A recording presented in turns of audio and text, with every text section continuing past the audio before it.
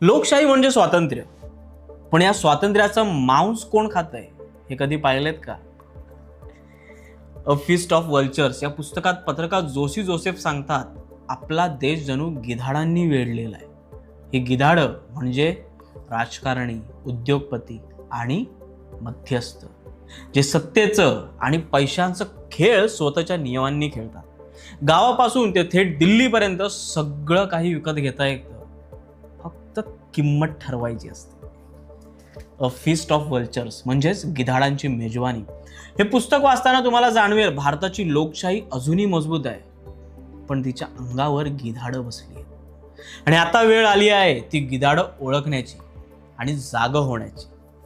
हे पुस्तक मागवण्यासाठी आमच्या इंस्टाग्राम अकाउंटवर मेसेज करा किंवा स्क्रीनवर दिसत असलेल्या नंबरवर कॉल किंवा व्हॉट्सअप करून तुम्ही हे पुस्तक मागवू शकता. शिवाय या पुस्तकाचा रिव्ह्यू आमच्या मराठी यूट्यूब चॅनलवर आलेला आहे, तुम्ही तो नक्की पाहून घ्या आणि आमच्या पुस्तकाला या मराठी यूट्यूब चॅनलला